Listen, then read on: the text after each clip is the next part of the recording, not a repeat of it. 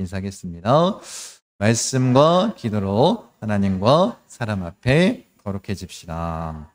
늘 그렇게 우리가 말씀과 기도로 거룩해지는 삶을 살기 원합니다. 여러분, 우리가 인생을 살아가면서 혹시 지금 여러분 마음 가운데 두려움이 있습니까? 가정의 문제 때문에, 자녀의 미래 때문에, 경제적인 어려움이나 직장, 아니면 우리 노후 때문에 그런 두려움을 갖고 계십니까? 아니면 신앙생활하면서 많은 갈등과 어려움 때문에 그런 두려움을 갖고 계십니까? 그럼 이 두려움이 우리 가운데 있다면 우리가 하나님 앞에 온전히 쓸 수 없고 또 하나님께 영광 돌릴 수 없고 참된 예배자의 모습을 살 수 없습니다. 그래서 우리가 이 기도의 내용을 함께 살펴보면서 우리가 어떻게 하면 이 두려움을 극복하고 하나님 앞에 온전히 서서 참된 예배자로서 또 그리스도인으로서 그 사명을 잘 감당할 수 있는지 나누기 원합니다. 그럼 기드온이 물론 300용사를 통해서 그렇게 큰 전쟁의 승리를 이룬 그런 지도자, 사사가 되었지만 그는 어떤 사람이었어요? 두려움이 참 많았던 사람이었던 것 같습니다. 대표적인 예로 우리가 들자면 여러분이 잘 아시는 겁니다. 하나님께서 분명히 승리케 하시겠다 약속하셨지만 그것을 확신을 얻기 위해서 뭐라고 얘기하고 있어요? 양털의 이슬, 양털에만 적게 해달라고 하고 그 다음에 어떻게 해요? 양털을 제외한 그 주변에 내리게 해달라라는 것을 증표로, 표징으로 받아야지만 움직이려고 했던 그 연약한 모습을 가지고 있던 자였습니다. 그럼에도 불구하고 하나님은 그 기드온을 사용하셨고 이런 놀라운 역사를 이루어 주신 것 아니겠습니까? 그래서 이 기드온을 통해 우리도 역시 이 두려움이 사라지고 하나님의 뜻에 하나님의 능력을 온전히 나타내는 자로 서기를 원합니다. 먼저 이 기드온의 별칭이라고 할 수 있는 여룻바알, 그 의미를 통해서 우리의 정체성을 좀 돌아보기를 원합니다. 그럼 여룻바알, 이 의미는 뭐냐면 바알과 싸우는 자라는 그런 의미를 가지고 있습니다. 기드온이 어떻게 했어요? 바알과 아세라 그 목상을, 그 제단을 다 헐었습니다. 물론 두렵기 때문에 어떻게 했어요? 밤에 찾아갔던 것 우리가 잘 알고 있습니다. 그런데 모든 사람들이 당시에는 어때요? 이스라엘 백성들이 이 바알과 아세라를 섬겼기 때문에 이 제단을 헌다라는 것 자체가 굉장히 큰 도전이었을 것입니다. 그럼에도 불구하고 어떻게 했다라는 거예요? 하나님의 약속의 말씀을 믿고 이 바알과 싸우는 자로서 담대하게 도전하며 한 것 아니겠습니까? 그럼 여룻바알은 단순히 개인적인 싸움이 아니라 영적 전쟁입니다. 그 우상 숭배에 하나님께서 명령하셨고 우상 숭배에 만연했던 이스라엘 백성들을 깨우치기 위한 그런 하나의 도전 아니었겠습니까? 그러니 이것이 얼마나 대단했던 것인지를 우리가 알 수 있습니다. 여러분, 기드온은 이 여룻바알이라는 이름처럼 뭐가 된 거예요? 하나님의 도구가 된 것 아니겠습니까? 그렇게 하나님의 도구로서, 사사로서 그 사명을 감당하며 나아간 것입니다. 여러분, 그렇기에 하나님이 함께 하시기에 이가 두려움 없이 그 일들을 감당한 것이고 우리 역시 어떻다라는 거예요? 하나님의 백성으로서, 자녀로서, 그리스도인으로서 그에 합당한 모습으로 나아가 서는 자가 되기를 원합니다. 곧 이 여룻바알은 기드온의 용기와 믿음을 나타내는 그런 이름 아니겠습니까? 우리도 마찬가지 아니겠습니까? 모든 믿는 자에게 주신 이름이 있는데 그것이 그리스도인 아니겠습니까? 주님이 내 안에 계십니다. 내가 그 주님과 함께 동행하고 그 임마누엘의 축복을 누리는 자로서 우리가 그에 합당한 모습, 그리스도의 향기로 우리가 나타나는 자가 되기를 원합니다. 그럼 성경에 보면 하나님께서 어떻게 해요? 새롭게 이름을 지어주시는 자들이 있습니다. 아브라함 역시 그렇습니다.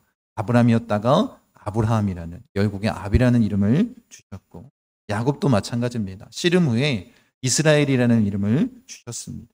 하나님과 겨루어 이긴 자라는 그런 이름을 주셨고 신약에 넘어가면 시몬, 우리가 잘 알고 있는 베드로, 이 시몬에게도 예수님께서는 베드로라는 이름을 주셨습니다. 반석과 같이 굳건하게 교회를 세워나가는 그 사명을 그에게 주신 것 아니겠습니까? 여러분, 우리에게도 이런 정체성이 있다는 것을 잊지 마십시오. 우리는 뭐라고요? 아까도 말씀드렸지만 우리는 그리스도인입니다. 주님이 이 안에 온전히 거하는 자라면 그에 합당한 모습으로 서는 자가 되기를 원합니다. 두 번째, 하나님은 숫자로 싸우지 않으신다라는 것입니다. 여러분, 사람들은 어때요? 보이는 것에 굉장히 민감합니다. 그래서 32,000명이 모인 것을 보고 이 전쟁에선 우리가 이길 수 있겠다라고 생각할지 모르겠습니다. 여러분, 그런데 하나님은 이 숫자로 일하시지 않습니다. 하나님 뭐라고 말씀하세요? 너무 많다 이렇게. 그렇게 말씀하신 이유는 이스라엘 백성들이 그 32,000명을 가지고 승리했습니다. 그럼 이 승리는 누구의 것이라고 그들이 얘기할까요? 우리의 군사력 때문이다 라고 말할 수 있는 건 아니겠습니까? 그래서 하나님께서 일하실 때는 사람의 능력을 보고 일하시는 것이 아니라 뭘로 일하시는 거예요? 하나님의 능력으로 일하게 하신다라는 것입니다. 그럼 교회도 마찬가지입니다. 교회의 부흥을 단순히 숫자라만 표시할 수 없는 건 아니겠습니까? 한국교회가 지금 이 어려움을 당하고 있는 이유가 무엇입니까? 80년대, 90년대 숫자의 부흥에만 연연했기 때문 아니겠습니까? 진짜 부흥이 무엇인지를 알지 못한다면 이런 어려움을 당할 수 있는 것입니다. 직장에서도 마찬가지입니다. 성공을 연봉의 숫자로 파악할 수는 없는 건 아니겠습니까? 여러분, 그렇기 때문에 우리 믿는 자라면 겉에 보이는 이 숫자가 아니라 누구를 의지해야 될까요?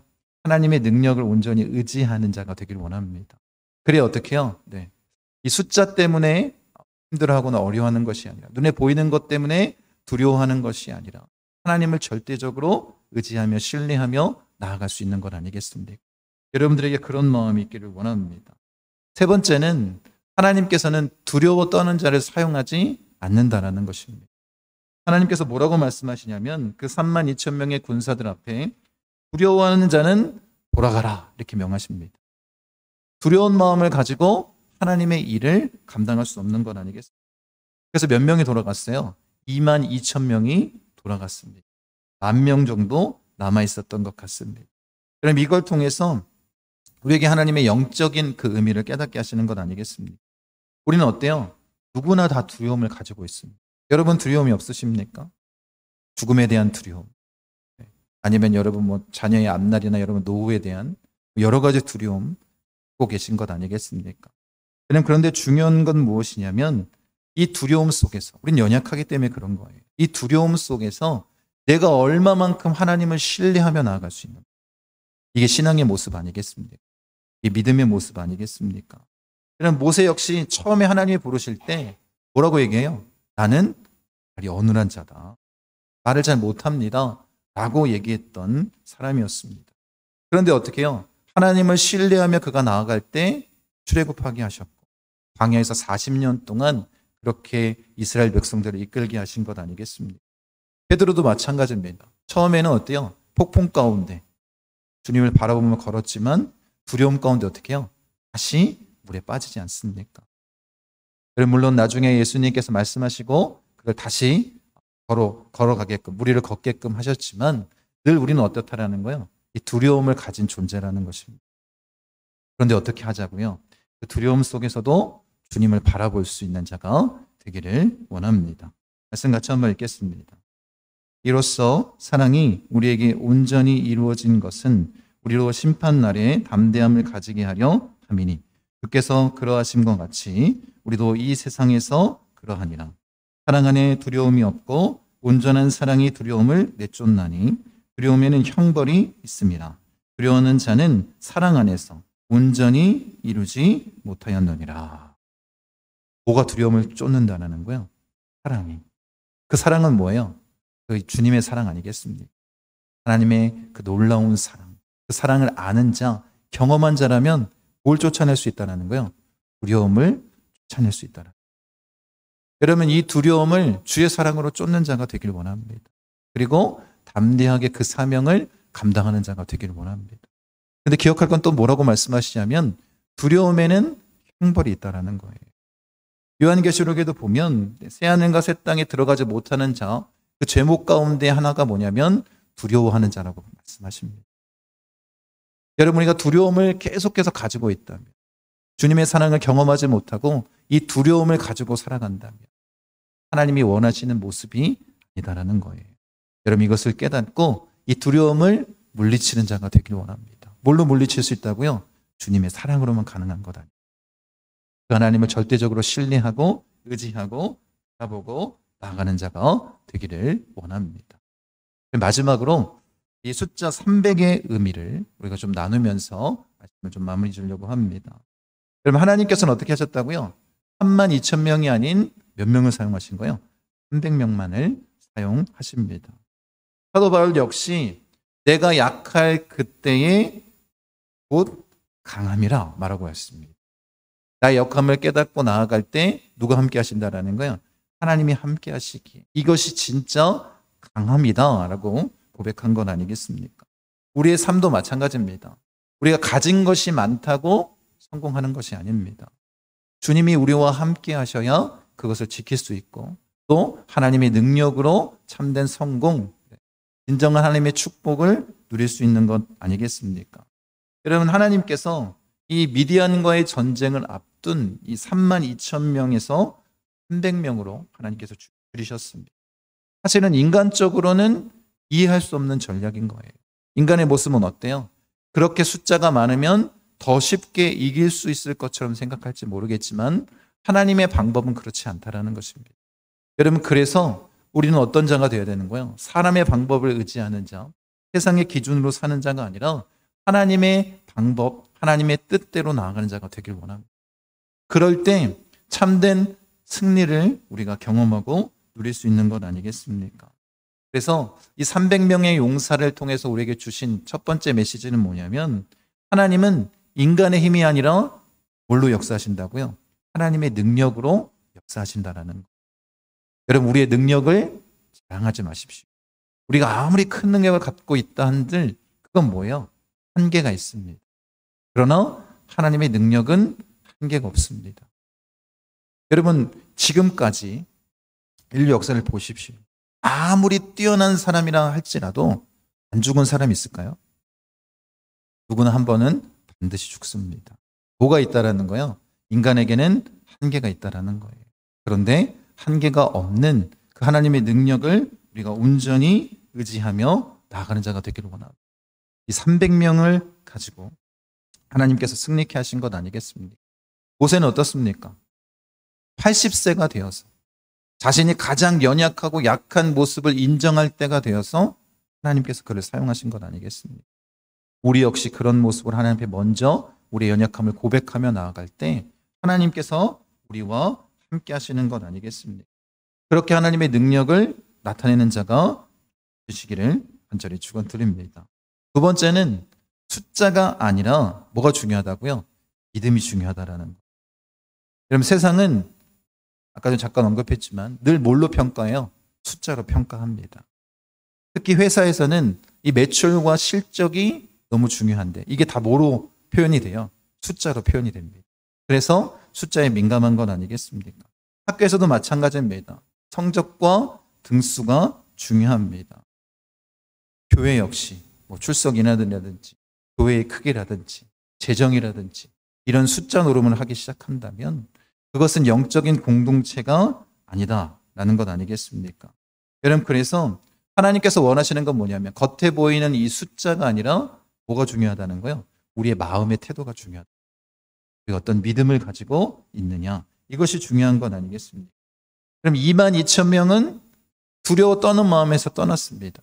그리고 9,700명은 물을 마시는 모습을 통해서 그들을 돌려보내셨습니다. 이제 몇 명이 남았다는 거예요? 300명이 남았습니다. 그런데 이 300명은 그냥 남긴 것이 아니라 누구의 뜻대로 남겨주신 거예요? 하나님의 뜻에 합당한 자들을 세워주신 것 아니겠습니까? 그러니까 바꿔서 얘기하면 이 사람은, 이 300명은 뭐라는 거예요? 믿음의 용사들이었다라는 거예요. 하나님께서 선택하신 믿음의 용사였습니다. 여러분, 우리도 마찬가지입니다. 많은 사람들이 교회에 나온다 할지라도 이 믿음의 용사는 어떻다라는 거예요? 소수일 수밖에 없다라는 거예요. 여러분에게 도전하고 싶은 것은 이것입니다. 그럼 그 수많은 돌아갔던 그 숫자가 아니라 정말로 남아있는 300명의 용사들이 되길 원합니다. 그것이 바로 우리가 부흥을 꿈꾸는 이유이고 우리 교회 안에 그런 역사를 나타내는 자들이 되기를 원합니다.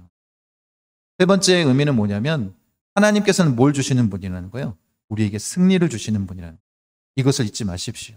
하나님 늘 우리를 축복하시고 우리에게 승리를 주시는 분입니다. 300용사가 이길 수 있었던 이유가 뭐예요? 그들이 강해서가 아니라 누가 강하시기 때문이에요? 하나님이 강하시기 때문입니다. 하나님께서 승리로 이끌어 주신 것 아니겠습니까? 그래서 하나님께서 개처럼 물을 핥아 먹는 자들이 아니라 손으로 받아서 마신 자들을 하나님께서 남겨주셨습니다. 근데 왜 그렇게 하셨을까? 궁금증이 들더라고요. 그래서 타당한 이유, 이성적인 이유는 이것입니다. 이렇게 엎드려서 먹을 때는 지금 전쟁 중이잖아요. 적이 쳐들어오는 것을 잘 보지 못할 것입니다. 그런데 경계하고자 하는 마음에서 이것을 들고 마신 자들은 충분히 적이 오는 것을 볼 수 있기 때문에 그렇게 준비된 자였기 때문에 하나님께서 선택하셨다라고 이성적으로는 얘기할 수 있을 것 같습니다. 그런데 그게 진짜 하나님이 원하시는 모습은 아니었던 것 같습니다. 지금 하나님은 뭘 원하시는 거예요? 하나님은 인간의 능력이 아닌 하나님의 능력을 온전히 믿고 나아갈 자들을 뽑으신 것 아니겠습니까? 여러분 이 300명은 특별한 힘이나 능력이 있었던 자들은 아니다라는 거예요. 하나님 온전히 믿고 신뢰하였기에 그들을 사용한 것 아니겠습니까? 바꿔서 말하면 이거예요. 이들은 어떤 준비가 됐던 자들이었냐면 하나님의 명령에 온전히 순종해서 하나님을 의지하며 싸울 수 있는 자세가 된 자들이었다라는 거예요. 그래서 하나님께서 이들을 남겨두신 것입니다. 그러니까 여러분 우리가 생각해보면 알 수 있어요. 이 300명의 용사가 정말로 뛰어난 그런 용사였다면 이들에게 뭘 들려줘야 돼요? 칼이나 창의를 들려줘야 될 것입니다. 그런데 하나님 뭐라고 말씀하세요? 그들에게 횃불과 나팔을 들고 전쟁에 나가라고 말합니다. 이게 말이 되는 얘기냐는 거예요. 32,000명을 다 돌려보니 그 32,000명 중에 그 수많은 숫자를 다 돌려보내고 300명만 남겨놓고 뭐라고 말씀하신다고요? 횃불과 나팔을 들려라. 여러분 이게 말이 되냐라는 거예요. 그런데 하나님께서는 그렇게 명령하셨고 이 300명의 용사들은 어떻게 했다는 거예요? 말도 안 되는 그 일에 순종하며 나아갔다. 여러분들은 그런 삶을 사실 수 있습니다. 주님이 내가 이성적으로 이해가 안 되는 것을 명하셨을 때 그것을 순종하는 그 믿음의 모습으로 달려나아갈 수 있습니까? 그래서 어떻게 해요? 이 300명의 용사는 하나님을 절대적으로 의지하는 자였기 때문에 이 일이 가능했다라는 거예요. 이들이 횃불과 나팔을 들고 나가라고 했을 때 반대하는 자들이 있었다면 어떤 일이 벌어졌겠습니까? 여러분 우리도 마찬가지입니다. 신앙생활하면서 우리가 도저히 이해되지 않는 일들이 벌어질 것입니다. 그때마다 하나님 앞에 원망하고 불평하는 것이 아니라 정말 믿음으로 나아간다면 하나님께서 뭘 주신다고요? 하나님께서 우리에게 참된 승리를 주시는 분 아니겠습니까? 우리에게 축복을 주시는 분 아니겠습니까? 그것을 믿고 달려가는 자가 되기를 원합니다. 여러분 이전에도 하나님께서는 정말 이런 식으로 하나님의 놀라운 능력들을 나타내 주셨습니다. 여리고성을 어떻게 무너뜨렸어요? 13바퀴 돌고 소리치며 나팔 불 때 무너졌습니다. 인간의 방법이 아닙니다.